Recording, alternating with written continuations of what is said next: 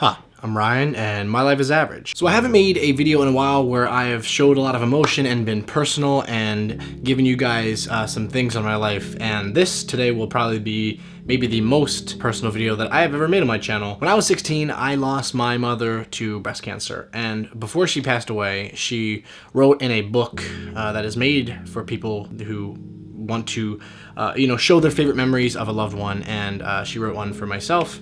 And I refused to look at it when that was going on because she gave it to me right before she passed away, and I was not mentally prepared for that, and I was not emotionally prepared for that, and to be honest, I forgot about it. But now moving, I was going through all of my things, and I found it, and I hadn't even thought about it in almost 6-7 years, and I figured I would just read it on camera, because you guys are like my family to me, and I want to share something like this with you guys. If you don't like these kind of videos, or you don't like crying or emotion, which I understand, trust me, I get that that's pretty awkward sometimes, then it's okay, you don't have to watch. But this is probably as real of a video as you're gonna get from me. Don't know how I'm gonna take it, because I don't know what's in this book and what it says.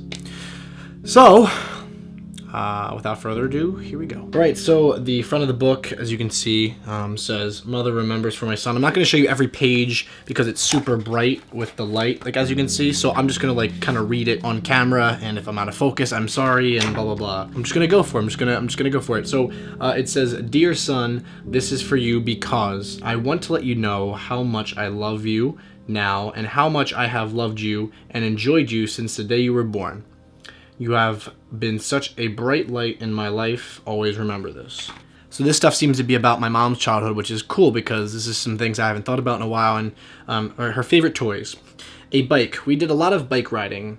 I had a life-size doll I really loved. Her name was Patty. There was something called a play pal, and then a red and white building blocks that we would build all the time. Back in the day, this was a simple toy, but they were my favorite. Jacks, jumping rope, board games, which we played when the weather was bad. My favorite memory as a kid was having parties over at Otto's Garage. All of Martha Street would be there. That's where they grew up, in Fishtown, Philadelphia. We would all play shuffleboard, croquet, eat, drink, and be merry. I'm hoping this is more of an adult memory, not a teenage memory. Unless my mom was drinking when she was 13. Hey, turn up. The place where I grew up, we lived in a great block. It was full of my grandparents, my aunt, my uncles, my cousins, all right next door. That was something super cool about my mom's childhood. She grew up literally next to her grandparents. She lived with her parents, obviously. Her aunt, her uncle, and all of her cousins, they all lived on the same street. This was kind of common back in the day, where people would kind of live all around the same area, but she just so happened to live on the same street, which I know her saying was really great. In the summer, we would always go to the lake to swim. This was before there were regulations, so we would just do whatever we wanted. And we would swim in that brown water. It probably wasn't good for you and our bathing suit, but we did it anyway. We would go to Wildwood for 1 week in the summer. My Aunt Tilly and families would all go, and it was great. I would drive a red and white Schwinn all around the boardwalk. My favorite game was Monopoly. I was always very good at it. I was also very good at card games, and we loved TV and listening to music. Music always brought our family closer. For games and sports, we would go ice skating at Scranton Playground. Sissy, Pat, and Eleanor, Nancy, and I would play red light, green light, also jumping rope and croquet. I went to a school called Holy Name, grade 1 through 8, and then Hallahan High for 1 year, and then St. Boniface Commercial, graduate in 1969. Summer of 69. How I got to school, I would walk to school every day with my sister and cousins. It was miles. See, my mom was one of the OG people that would be like, "I walked over 60 miles to school every day." I would walk with my cousins and sister when I was younger, and then when I got older, I would walk home with my friends, and we would stop at the corner store after school every day for fountain sodas. Boys I had a crush on as a kid: Speedy, Jerry, John, and Danny. I wonder what the backstory on Speedy is. Maybe my dad beat him up or something. Cars we drove. My mom and dad had an old station wagon, one of the vintage ones with wood paneling on the car. My first car was a red Chevy Impala. Entertainment, we would see a guy named Johnny Mathis at the Latin, seeing Chubby Checker, who did the twist with my mom and dad since he was a big actor around there. Our biggest entertainment was dances at school and going out. We would love to dance to popular music, like Elvis and the Beatles. Where I went after high school, I went to work at Sears and Roebuck Company. It was my first job. Also, my dad worked there.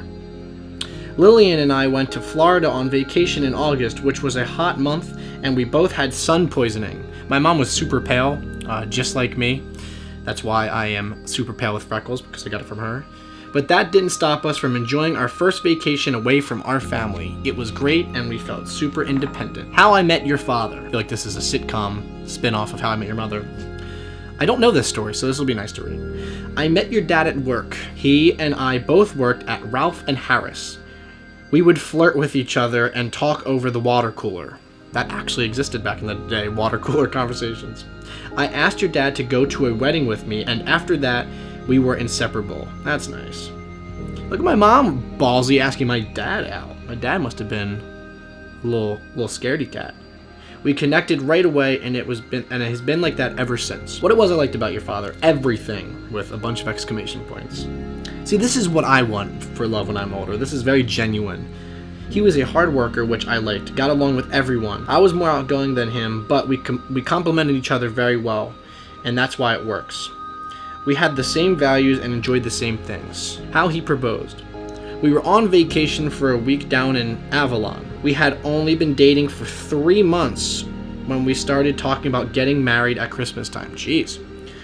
We got so excited that the day after our vacation, we took a half day at work, went to the jewelers, and bought my engagement ring. We really surprised everyone. It was such a fun time. Wow, they did not mess around. We had a reception at Di Pento's.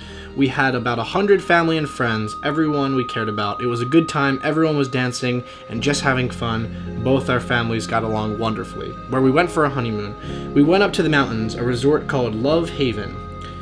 Typical cheesy 70s place. They specialized in catering to honeymoons, called it, with the in-room hot tub and special dinners. Too much information there, Mom. How we decided on your name. Dad and I both really loved the name Ryan. Your middle name, William, is after your grandfather. Compliments you received, which I'm sure there were thousands. It was great having all the family and our friends come over to see you. You got a lot of compliments as you were such a beautiful baby, never cried and always smiled. Your first smile was a few weeks in. You were such a happy baby. When you first walked by yourself, we all went to Myrtle Beach on vacation. Grandma, Grandpa, and Owner and the whole family. When you took your first steps, you just turned 1. You would have your bath, which you loved playing in the tub. Get in your pajamas and hover over to the snacks. You would pick out a favorite candy and your favorite book, and then Dad and I would read to you your favorite stories. Your favorite TV programs and videos, Sesame Street and Barney, and of course all of the Disney videos such as Lion King and the Mighty Ducks. As you got a little older, it was wrestling. You loved wrestling. Everything wrestling. We spent a lot of money on wrestling, and it drove me nuts. And I still love wrestling. My poor mother, I would be banging on things. Favorite toys, Fisher-Price workbench with tools.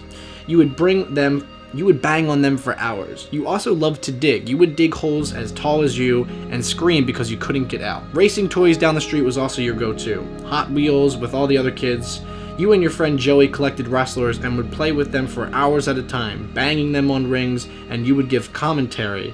I always thought that was adorable. The best thing we all did together was go to the trailer at Acorn Campground as a family. That was a place we went to by Cape May, New Jersey. It was really cool. We had so much fun swimming, bike riding, sitting around the fire, fishing at the lake with Dad, Mark, and your friends. We also went to the boardwalk in Wildwood every single weekend where you would try your best to win any game and wouldn't stop until you won. You were always so competitive, even at the ages of 2 and 3.